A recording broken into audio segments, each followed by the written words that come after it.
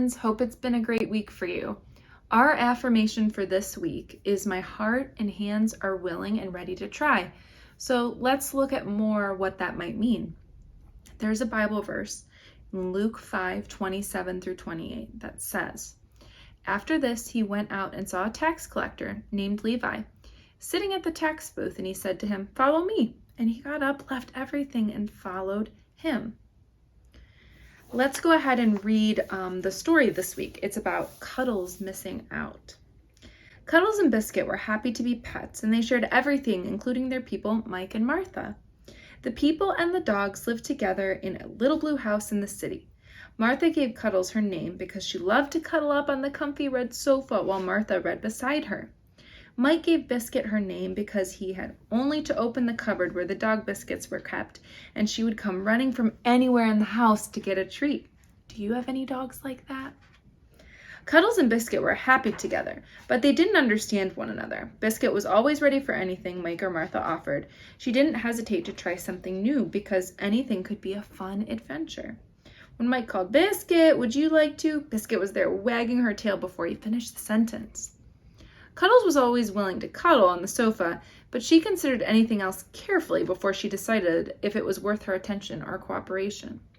In fact, Cuddles was secretly proud of the fact that if she didn't want to do something, nothing could change her mind. No amount of coaxing, pushing, or pulling could get her to go outside when it was raining and cold. Martha had given up trying to make Cuddles try a different brand of dog food or go to a different route on their evening walk. Biscuit thought Cuddles was missing out on a lot of fun, and Cuddles thought Biscuit was a little crazy to take such risks. What if something happened? When Mike and Biscuit went camping, Cuddles was only interested in staying home on the couch. When they came home and Biscuit told her that it had rained and hailed and the tent collapsed, Cuddles smugly said, "I told you something would happen." Mike sat on the red sofa and told Martha, "It rained so hard I couldn't get a fire going. Then the tent collapsed and I had to fix it in the hailstorm. Biscuit was amazing. She even tried to sleep. And when I crawled into the wet sleeping bag, I was so glad to have Biscuit keep me warm I didn't even notice the wet dog smell." Mike continued his story. "In the morning I realized I had forgotten to pack the dog food, but Biscuit didn't care. She ate cold peanut butter sandwiches with me. I tried fishing off the pier, but instead of catching a fish, I dropped my favorite hat into the water. I wasn't really surprised when Biscuit immediately jumped in and rescued it for me. She's the best companion to have on a disastrous camping trip." Martha reached down and stroked Biscuit's soft fur and said softly, "You're always ready and willing, aren't you, Biscuit?" Cuddles heard the love in her voice. Later that week, Mike yelled, "Biscuit, you want to go for a ride in the car?" Of course, Biscuit was in the back seat in a flash. Cuddles prepared to do battle. Riding in the car was noisy and bumpy and not something she wanted to do. But Martha walked out the door. "I know Cuddles won't go. Why even try?" Cuddles spent a long, quiet, lonely day on the sofa. It was after dark when she heard Mike and Martha laughing as they came into the little blue house. When Biscuit came in, Cuddles quickly asked, "I bet something happened, didn't it?" Biscuit answered, "Something always happens. That's what makes life interesting."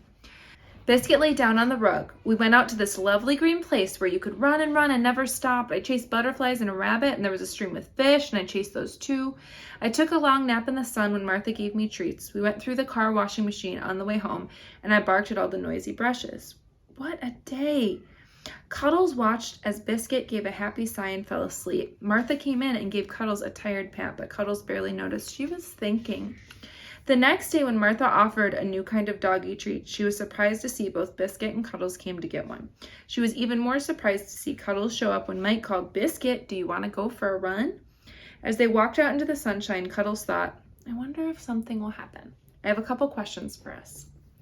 Why do you think Cuddles changed in the story? Why did Cuddles change their mind about what they were like in the beginning? What did Biscuit mean when she said something always happens?